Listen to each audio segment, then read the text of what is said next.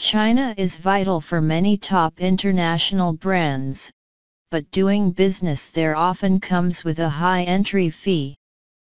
Some major U.S. companies including GM, and Qualcomm, QCOM, sell more of their products in China than anywhere else in the world.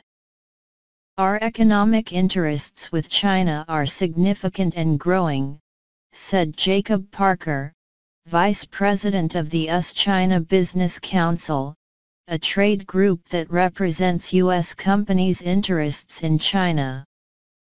China is a $600 billion market for the American economy. Related, the U.S. and China are in talks to try to avoid a trade war, but the Chinese government is now coming under increased pressure over the demands it makes of foreign firms seeking to gain access to that vast market.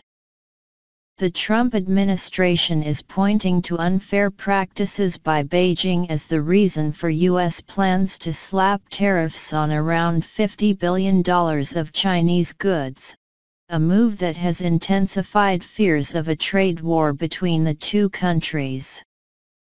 International companies have long complained that China has strong-armed them into handing over trade secrets in exchange for market access. In some sectors, Beijing will only let foreign firms operate through joint ventures in which Chinese partners have the majority stake. Training their future competitors. That's the case in the auto industry, where many top brands like GM, Volkswagen, VLKAF, and Toyota, trademark, have teamed up with local players rather than face steep tariffs on imported vehicles. The partnerships have often delivered blockbuster sales, but they have also raised concerns that they lead to Chinese companies getting their hands on their foreign partners' technologies. Related, what happens when the world's two biggest economies turn on each other? International automakers are training their future competitors and receiving only a fraction of what their intellectual property would earn if they were allowed to go it alone in China, said Mary Lovely, a professor at the Peterson Institute for International Economics. It's no surprise that some domestic Chinese brands resemble American or European models because of this practice, said Scott Kennedy, a China expert at the Center for Strategic and International Studies. New technology at stake. The race to develop the cutting-edge technologies that power electric vehicles has intensified concerns.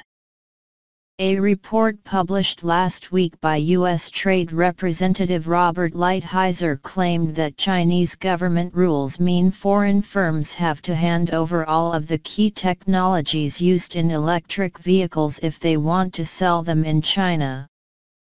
Foreign companies often have to make difficult choices about managing the trade-off of technology sharing and market access, said Parker, the US-China Business Council executive.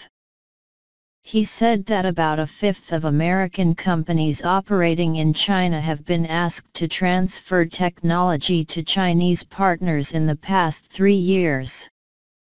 The true figure could be even higher. Surrendering key technologies and intellectual property to Chinese firms is a sensitive topic. Firms currently operating in China may be reluctant to speak out against the practice because they fear it will hurt their current business, Lovely said. Related, Elon Musk, Trump and the challenges of selling cars in China. Companies that refuse to play ball are left on the outside, forced to pay potentially hefty tariffs at the border for the goods they ship to China.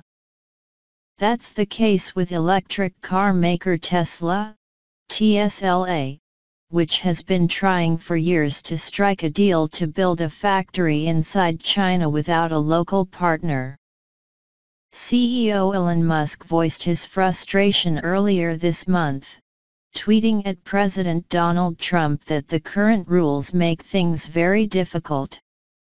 It's like competing in an Olympic race wearing lead shoes. Boeing's success. There are exceptions to the rule, though. Boeing, BA, has enjoyed bumper sales in China without having to surrender key technologies or expertise. China is Boeing's second biggest market after the United States, generating revenues of almost $12 billion for the company last year. But the plane maker only does a small amount of manufacturing in China and doesn't have any major joint ventures there. The company runs a Chinese factory in partnership with the country's state-owned jet maker Comac, but it only puts the finishing touches on planes, like installing seats and stapling carpets. There's no real technology transfer, said Richard Aboulafia, a vice president at the Teal Group, an aviation consultancy. That's most likely because China needs Boeing's planes for its rapidly growing air travel industry. Its airlines have very limited alternatives to Boeing and European plane maker Airbus, EADSF. Related, Boeing would be on the front lines of a trade war with China. Unlike in the auto sector, China has had difficulty cultivating jet manufacturers that can compete with foreign rivals. Comac's ARJ21, the Chinese government's first attempt at building its own jetliner, has struggled commercially. Getting into the car industry is much easier than getting into the jetliner industry, Aboulafia said. Even Beijing's new proposed tariffs of 25% on American aircraft imports may leave Boeing largely unscathed. The tariffs would only apply to planes below a certain weight, suggesting most Boeing jets on order in China would be unaffected, according to analysts at equity research firm Vertical Research Partners. Beijing's defense. Many foreign companies that are already established in China are also unhappy about how things work there. In its latest annual survey, the American Chamber of Commerce in China found that almost half of its members feel foreign businesses are treated unfairly by the Chinese government compared with local ones. They complain about regulations being inconsistently applied and continuing restrictions on their ability to invest across wide swathes of the economy. Some recent Chinese deals have been blocked in the United States over national security concerns. But international business leaders have pointed out that Chinese companies are often able to carry out takeovers in Europe and North America in sectors that are off-limits to foreign investors in China. Related, US-China trade war fears. How bad could this get?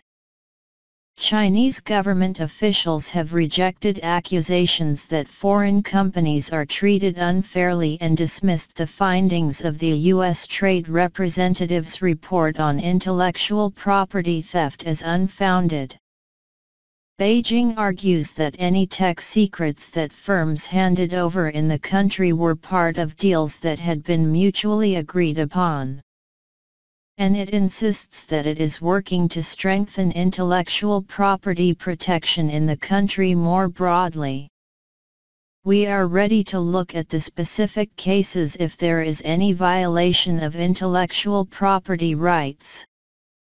We are ready to deal with these issues in accordance with our own laws, Cui Tiankai, China's ambassador to the United States, said this week.